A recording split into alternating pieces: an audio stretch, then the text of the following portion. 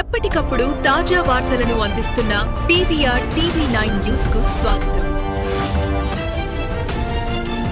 సమాచారం ఉంది సార్, ఒకసారి మీ అభిప్రాయం చెప్పండి సార్. నేను మేడే ఫస్ట్ నాడు కవితక్కను కలిసి ఆమె కంగ్రాచులేషన్ చెప్పడం జరిగింది. TRS party symbol party recognition వచ్చినందుకు. ఆ సందర్భంలో మేము మాట్లాడుకున్న సందర్భంలో టీఆర్ఎస్ పార్టీ జైన్ కమ్మని చెప్పడం జరిగింది. జైన్ అవుతాను కూడా నేను చెప్పడం జరిగింది. తప్పకుండా నేను టీఆర్ఎస్ పార్టీలో ఈ నెల 28 డేట్ నాడు మళ్ళీ వాళ్ళతో కూర్చొని మాట్లాడి ఆ ఫ్రీ టైం పెట్టుకొని జైన్ అవుతానని చెప్పి నేను తెలియజేస్తూ సార్, పార్టీ రావడం వల్ల రాష్ట్రంలో రాజకీయ మార్పులు ఎలా ఉండబోతాయి అనుకుంటున్నారు సార్? అంటే తెలంగాణలో పెను మార్పులు వస్తాయి. ఇక్కడ ఒక వాక్యం ఉంది, కొత్త పార్టీ కావాలని, కొత్త పార్టీ నాయకత్వంలో కొత్త ప్రభుత్వం ఏర్పాటు చేయాలని చెప్పేసి ఒక వాక్యం ఉంది. చాలామంది చాలా పార్టీలు పెట్టారు, కానీ ఏ పార్టీ కూడా ఇంత మంచి గుర్తింపు లేదు. టీఆర్ఎస్ పార్టీ అనేది తెలంగాణ ఉద్యమంలో ఒక భాగస్వామ్యమైన పార్టీ. అది ఆ భాగస్వామ్యంలో కవితక్క వచ్చేసి ఈనాడు తెలంగాణ రాష్ట్రానికి కొత్తగా ఒక మహిళా ముఖ్యమంత్రి రాబోతుంది. ఆ మహిళా ముఖ్యమంత్రి కవితక్క. అలాంటి ఆలోచన తెలంగాణ ప్రజల్లో ఉంది. ముఖ్యంగా యూత్లో, మహిళల్లో, సింగరేణి కార్మికుల్లో కూడా అలాంటి ఆలోచన ఉంది. కాబట్టి ఆమె ఖచ్చితంగా 70 సీట్లకు పైన గెలుస్తుంది, ముఖ్యమంత్రి అవుతుంది అని చెప్పి మీకు తెలియజేస్తున్నాను సార్. గ్రామీణ స్థాయిలోకి మీ పార్టీ ఎలా పోతుంది, ఎలా మీరు విస్తృత పరచాలనే ఆలోచన ఉంది సార్? గ్రామ స్థాయిలో దాదాపుగా ఇప్పటికే యువకులు, చదువుకున్న వాళ్ళు, మహిళలు అందరూ కూడా వచ్చి కవితకతో కలిసి మేము టీఆర్ఎస్ పార్టీలో పనిచేస్తామని చెప్పడం జరిగింది. అతి తొందరలోనే స్టేట్ కమిటీలు, జిల్లా కమిటీలు, మండల కమిటీలు, పోలింగ్ బూత్ కమిటీలు కూడా ఏర్పాటు చేసుకొని టీఆర్ఎస్ పార్టీని బలంగా తయారు చేసుకొని ఈ తెలంగాణకు ఒక రక్షణ సేన అవసరం ఉంది. ప్రజలు సంపద అంతా కూడా గతంలో ఉన్న కాంగ్రెస్ ప్రభుత్వం కానీ బీఆర్ఎస్ ప్రభుత్వం కానీ దోపిడీ విధానం అవలంబించింది. ఆ దోపిడీ విధానాన్ని అరికట్టడానికి ప్రజలకు రక్షణ ధనం కావాలి. ప్రజల శ్రమశక్తిని దోసుకుంటున్నారు. ఆ శ్రమశక్తిని అడ్డుకోనికి, అవినీతిని అడ్డుకోనికి ఈ రక్షణ ధనదే నాయకురాలు కవితక్క. దానికి ఆమె నాయకత్వంలో రాబోయే ఎన్నికల్లో దాదాపుగా మెజార్టీ సీట్లు సాధించుకొని ముఖ్యమంత్రి పీఠం అధిష్ఠించడానికి ఆమె అడుగులు వేస్తుంది. సార్, జాతీయ రాష్ట్ర స్థాయిలో బలమైన పార్టీలు ఉన్నాయి కదా సార్, వాటిని ఈదుకుంటూ ముందుకు పోయే కోసం మీ ప్రణాళిక ఏంటి సార్? ఇప్పుడున్న పరిస్థితులలో రాష్ట్ర ప్రభుత్వం, కాంగ్రెస్ పార్టీ ప్రజల ఆదరణ కోల్పోయింది.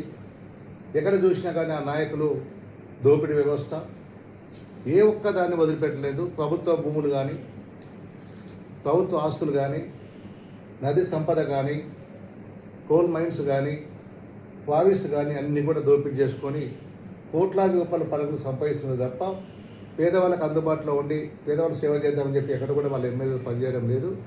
రాష్ట్ర ప్రభుత్వం పూర్తిగా విఫలమైపోయింది. పేదవాళ్ళు సేవ చేస్తామని చెప్పి గొప్పలు చెప్పిన ప్రభుత్వం దాదాపు 144 హామీలు ఇచ్చి ఏ ఒక్క హామీ కూడా నిలబెట్టుకోలేని ప్రభుత్వం. ఈ ప్రభుత్వం ఎప్పుడు ఎన్నికలు వస్తాయో అప్పుడు ఈ ప్రభుత్వాన్ని కూలగొట్టాలని చెప్పి తెలంగాణ ప్రజలు భావిస్తున్నారు. అదేవిధంగా గతంలో తెలంగాణ కోసం ఉద్యమం చేసిన కేసీఆర్ నాయకత్వంలో 10 సంవత్సరాలు తెలంగాణ వచ్చింది. తెలంగాణ వచ్చిన నినాదం నిధులు, అదేవిధంగా నీళ్లు, ఉద్యోగాలు అని చెప్పి ఉద్యోగం వచ్చింది. ఆ మూడిట్లో కూడా అతను విఫలమయ్యాడు. కాబట్టి ఆ ప్రభుత్వం, ఆ పార్టీ ఓడిపోయింది.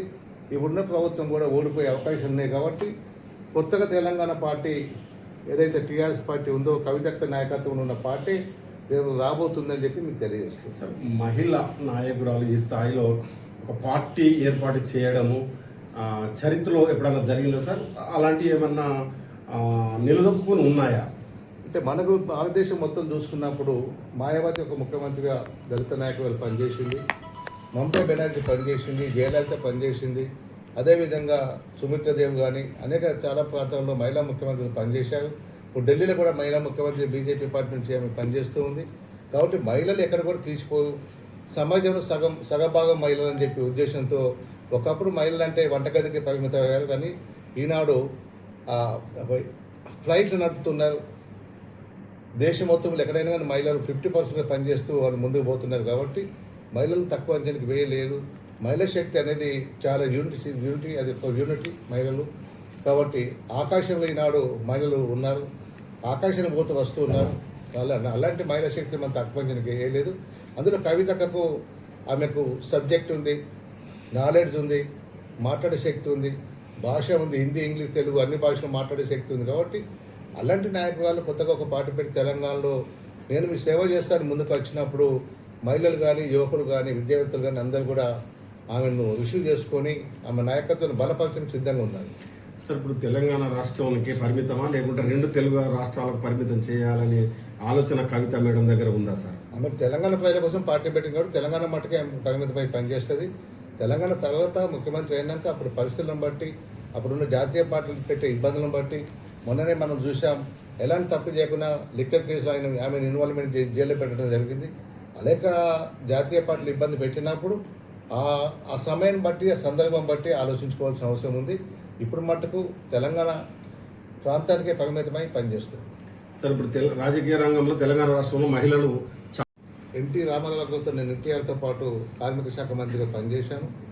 ఆదిలాబాద్ ఉమ్మడి జిల్లాలోనే కాకుండా చెన్నూరు ప్రాంతానికి కానీ, బెల్లంపల్లి కానీ, మంచిర్యాలకు కూడా నాకు దగ్గర సంబంధాలు ఉన్నాయి. గోదావరి కానీ కానీ, కోల్బెల్ట్ ఎక్కడైనా కానీ, అప్పుడు కొత్తగూడ దాకా నాకు సంబంధాలు ఉన్నాయి. ఆ విధంగా పనిచేసిన నా అనుభవంతో సమస్య ఏ విధంగా ఉంటే ఆ విధంగా పరిష్కారం చేస్తాం. మీకు ఒక ఎగ్జాంపుల్ ఇస్తాను. సింగరేణి కోల్ మైన్స్ మూతపడి అప్పుల పాలైపోయిన సందర్భంలో అప్పుడు మేము ఆలోచించుకొని దీన్ని కేంద్ర ప్రభుత్వంతో మాట్లాడుకొని 670 కోట్ల రూపాయలు మార్కెటింగ్ తీసుకొచ్చేసి ఎక్స్చేంజ్ చేసుకొని వడ్డీ లేని డబ్బు తీసుకుని వచ్చేసి ఈ సంస్థను మేము కాపాడుకున్నాం. అదే కాకుండా ఈ సంస్థ సింగరేణి బొగ్గు బావులలో వచ్చిన బెనిఫిట్ లాభాలు పంచడానికి కూడా గతంలో లేకుండేది. నేను కార్మిక శాఖ మంత్రి ఉన్నప్పుడే లాభాలు ఎంతైతే వచ్చిందో అందులో శ్రమకు కొంత భాగం లాభం పంచివ్వాలని, కార్మికు కొంత భాగం పంచివ్వాలని చెప్పి విభజించి 30% డబ్బును కార్మికులు పంచించినందువల్లనే ఈనాడు అక్కడ శ్రమశక్తి అదేవిధంగా ఉత్పత్తి కూడా పెంచేసి దేశంలోని ఒక మంచి బొగ్గును మనం ఇవాళ తీసుకొని మార్కెటింగ్ చేసుకుని మనం ఉంటాం. ఈ ప్రాంతం అంతా కూడా బొగ్గు బావులతో నిండి ఉంది కాబట్టి ఒక కార్మికుడి మీద దాదాపు 10 మంది బతుకుతున్నారు. అలాంటి ఇంకా సంవత్సరం దీన్ని పెంచుకుంటూ పోవాల్సిన అవసరం ఉందని చెప్పి నేను తెలియజేస్తాను. సార్ ఈ నెల 28 లోపు ఏదో టీఆర్ఎస్ పార్టీలో ఒక సంచలనమైన ప్రకటన రాబోతుంది, చేరికలు జరగబోతున్నాయి. ఓ 10 నియోజకవర్గాల నుంచి అందిన సమాచారం ఉంది సార్. దీని గురించి మీరు క్లారిటీ ఇవ్వండి సార్. నాతో చాలామంది మాట్లాడుతున్నారు, ఏ డేట్కి జాయిన్ అవుతుందని మీరు చెప్పి అడుగుతూ ఉన్నారు.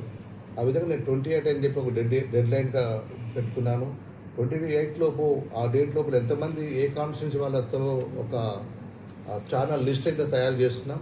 ఆ లిస్టుని తీసుకుపోయి పార్టీ అధ్యక్షురాలు కవిత గారికి అప్పచెప్పేసి ఆ లిస్టుకి ఇట్లా ఒకేలా ఆమె ఓకే చేస్తే వాళ్ళందరినీ కూడా పార్టీకి రమ్మని చెప్తాను.